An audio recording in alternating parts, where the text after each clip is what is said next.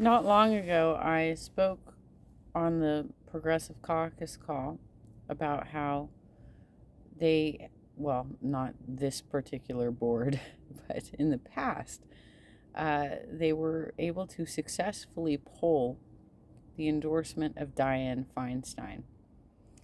Um, David Doel is covering an exchange between Amy Klobuchar and Diane Feinstein. I'm fans of neither of them, I'll be real with you.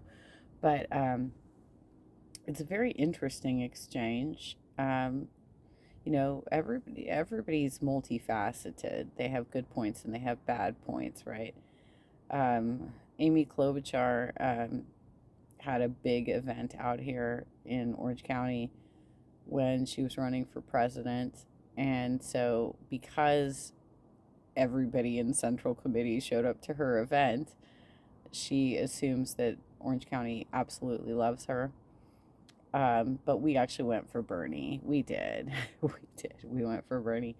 But I do want to cover this because this is an interesting. I haven't seen a lot of really positive things about Amy Klobuchar, and I'm certainly not endorsing her. But this is a very interesting exchange given Feinstein's history with our state. I think it was 2017.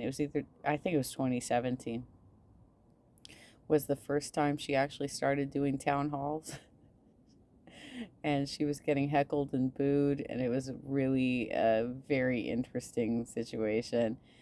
I think it was 2017 because I think it was actually the first time that she felt that her endorsement in the state party might actually be challenged, and so she was trying to reach out to constituents, and she's so out of touch. She's so out of touch. I've heard all sorts of, oh, I might go into that. I've heard all sorts of plotting about what they intend to do with her seat and how they intend to get her to resign before she's already, from what I've heard, she's already applied to run again. Some of y'all need to retire, is all I gotta say. I have been told that. By who? And you may not like it. A Senate hearing got a bit tense when Democratic Senator Amy Klobuchar essentially called her fellow Democrat, Senator Dianne Feinstein, a liar. So I'll tell you more about what the disagreement is about, what bill they are talking about, but first, here is the clip. Mr. Chairman, could I ask the senator a question? Are you implying, Senator Feinstein, that the U.S. government, that the administration is against this bill? You just said that federal agencies had concerns. And by the way, I think that the bill that they're discussing, because we're going to get a little further here, and they're going to talk about antitrust, right? I think this might be related to the bill that predates. I might be wrong here, but I'm thinking it might be related to the bill that predates the one that John Ossoff just introduced. Maybe I'm wrong here, because I thought these two issues were kind of combined, that the insider trading and, like congressional members, Senate and House, and their family members having inside information and then investing in the stock market. But I thought the antitrust might have been wrapped up into that, but I might be wrong.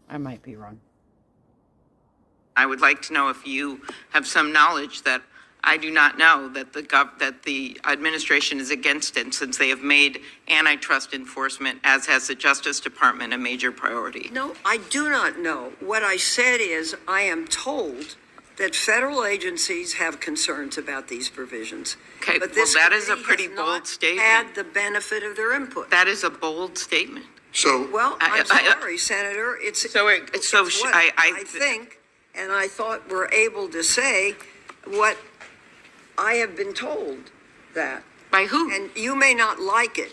Well, no, I don't like it at all, because I think that it's not true. And indeed, it's not true. So. Oh, wait, before we get into David's commentary on this, Is it just me, or does Diane Feinstein look like she's losing weight? Like she's shrinking? You know, I've been talking a lot about how I've been canvassing in Laguna Beach, and one of the addresses on my turf list was the Hare Krishna temple because the guru in that Hare Krishna temple is apparently registered to vote. And it brings back so many memories for me of when I was a teenager and I used to go there. They had this thing, um, like a model, like it was like a model that's like in their atrium before you actually get into the temple. And it has like all the stages of life. And it's a man, of course, because every religion is dominated by men. But it's got, the baby to the toddler to the child to the adult man. It goes through all the stages of life, and how it's basically an arch, and you start falling into the grave, right? Like you come from the soil, you go back to the soil. um, that's what happens to a lot of older people is they start shrinking, they start losing mass, they start their body starts preparing them for the ground, and that's what Diane Feinstein looks like right now, y'all. Oh, the Biden administration has not taken a position on this piece of legislation either way. I will tell you what it is about right now. So this is actually good. The legislation in question was introduced by Klobuchar and Iowa Senator Chuck Grassley and bars large tech companies such as Apple, Google, and Meta from favoring their products and services over competitors while also giving more power to antitrust enforcers. It has support from senators across the ideological spectrum, including Cory Booker, Mark Warner, Lindsey Graham, and Josh Hawley. It advanced out of the Judiciary Committee by 16-6 vote, and while Feinstein, who received $23,000 from Facebook and $22,000 from Amazon during her 2018 re-election bid, eventually voted for it, she appeared reluctant at times. I wonder why she appeared reluctant. These sorts of How the fuck did they get Lindsey Graham on board with that bullshit? Wow, y'all. Oh my God, even. Okay, here's the thing with like people like Amy Klobuchar and Cory Booker. They're corporate Democrats. They are. They are. But they have their own pet projects, right? That actually benefit us. And that puts them in a position where we actually can effectively lobby them. Like go back in time and remember how our protests really nailed Cory Booker over his uh, being in bed with the pharmaceutical companies. That actually caused a lot of damage to him, and he knew it. And so he's like one of these types of politicians who's kind of like teetering on the edge. He's actually someone a little bit easier to lobby than most. But I am so shocked that they got Lindsey Graham on board with this bullshit. debates really only ever happen when there is corporate interests involved. I mean, how often have you really seen a disagreement like this between two senators of the same party when it comes to, what unions or organized labor are fighting for, or what a polling shows when it comes to support for various things? Because we all know when you actually poll people on the various actual specific issues like Medicare for all, like raising the wage, like dealing with the climate crisis in a serious way, like raising taxes on massive corporations, the vast majority of people side with those progressive policies, those progressive economic policies. But there's rarely ever any disagreement about those when it comes to, the obvious reason being they don't care about actually passing or supporting any of those issues because corporate interests are not involved there.